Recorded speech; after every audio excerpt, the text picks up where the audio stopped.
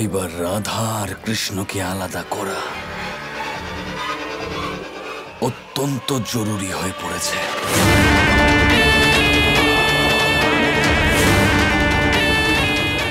করের সমস্ত শস্য নষ্ট হয়ে গেলে এই করের শেষ থেকেই শুরু হবে নন্দ কাকার বৃষভান কাকার বন্ধুত্বের অন্ত। কি ব্যাপার কানাই, ক্ষীরের বদলে মাখন আসছে? অতি উত্তম। আর তুমি এটাকে মোহ বলছো, প্রেম নয়। মোহ কি আর প্রেম কি এ তো আপনি সবকিছুর শেষেই জানতে পারবেন। কিন্তু এখন এই মুহূর্তে আমি শুধুমাত্র আমার মাখনের অপেক্ষায় আছি। সেই ভাবনাতেই ডুবে আছি আমি। কানাই, দেখ তোর জন্য সুস্বাদু মাখন এনেছি। আরে বাহ, দারুণ ব্যাপার মা। মাখন নে, খা। মা, হ্যাঁ হ্যাঁ, খেয়ে নাও কানাই। সুস্বাদু মাখন এসেছে। না, আমি আজ মাখন খেতে পারবো না, ইচ্ছে করছে না। পেট ভরে আছে মা, খেতে পারবো না আমি। হে ভগবান, হায় রে আমার কানাই, তোর শরীর ঠিক আছে তো? তুই মাখন খাবি না?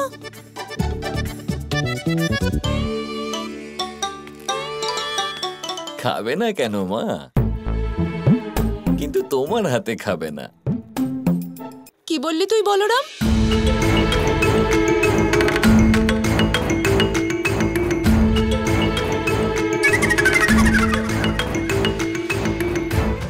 ও কি কি বললেন আপনি দাদা, বলুন। কেন খাবে না আমার হাতে? কানাই, তুই আমার হাত থেকে খাবি না? না না না, এমন কিছু নয় মা। দাদার কথার মানে হচ্ছে দাদা নিজে বলবেন। দাদা বোঝান।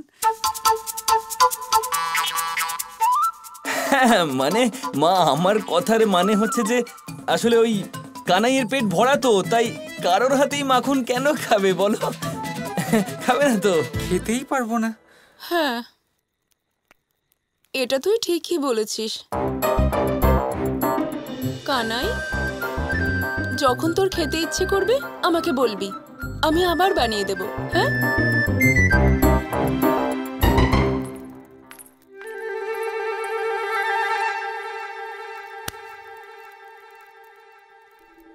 আপনিও না? কেন কানাই, বলে দি মাকে যেন আজ সমস্ত মাখন খোলাই রেখে দেন। না, মনে হচ্ছে যে আজ মাখন চুরি করার কেউ নেই, তাই মাখন চোর। একদম দাদা। এবার কৃষ্ণ মাখন খেলে তা খাবে কাল সকালে, তাও নিজের রাধার হাতে তৈরি করা সুস্বাদু মাখন।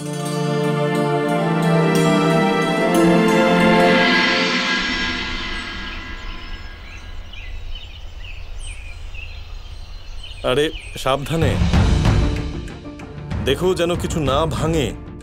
সাবধানে সমস্ত কিছু পৌঁছে দেবে। বাবা, কৃষ্ণর সাথে দেখা করে আসি। এত ভোরবেলা?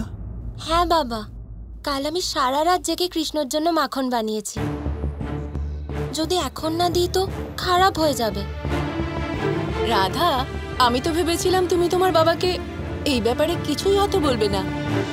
কেন মা, আমি আমার বাবার থেকে কেন কিছু লুকোবো? আমি কোনো চুরি করেছি নাকি? আচ্ছা বাবা, আমার দেরি হয়ে যাচ্ছে, আমি যাই।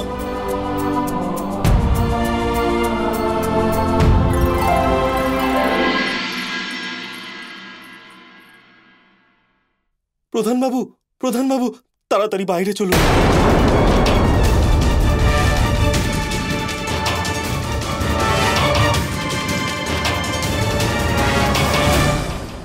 কি হয়েছে? মহারাজ কংসকে পাঠানোর জন্য সব অন্ন আর মাখন সবকিছু নষ্ট হয়ে গেছে বৃষভান মশাই।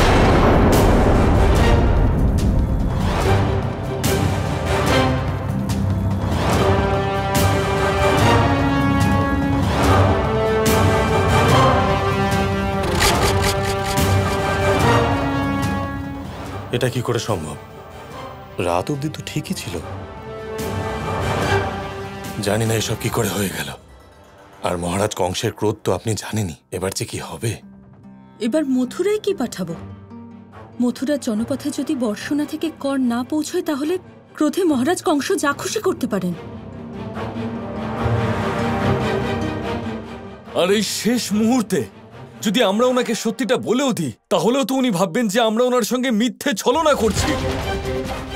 হে প্রভু, এবার তো কোনো চমৎকারই আমাদেরকে মহারাজ কংসের হাত থেকে বাঁচাতে পারে।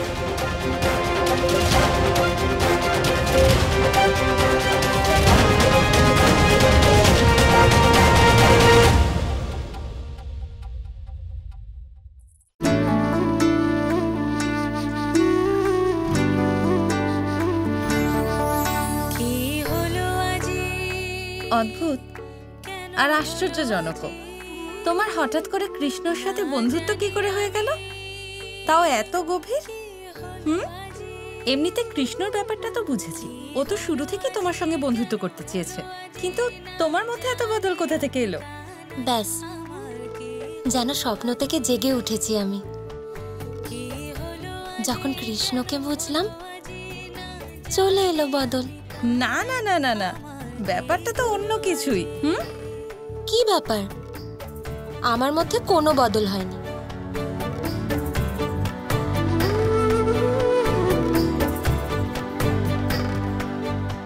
সত্যি বলেছো রাধা, বদল তো কৃষ্ণর হয়েছে।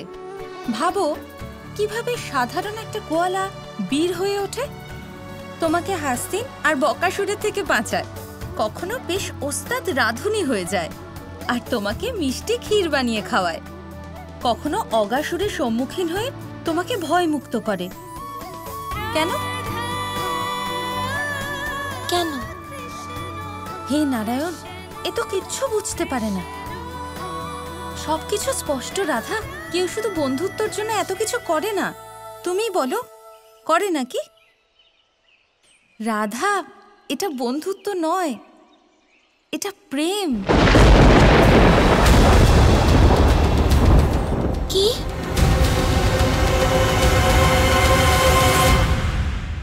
আমি এই সমস্যার কোনো সমাধানই পাচ্ছি না।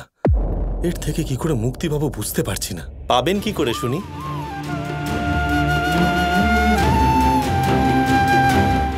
আপনার এই মিত্রের ব্যাপারে একটু ভাবুন আপনি।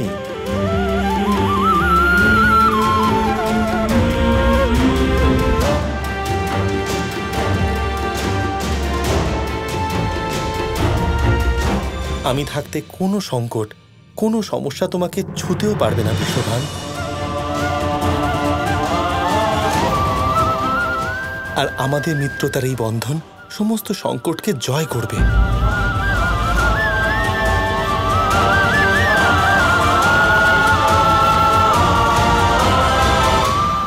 বিশাখা, মনে হচ্ছে তোমার রাতে ঘুম হয়নি, এখনো স্বপ্ন দেখছো।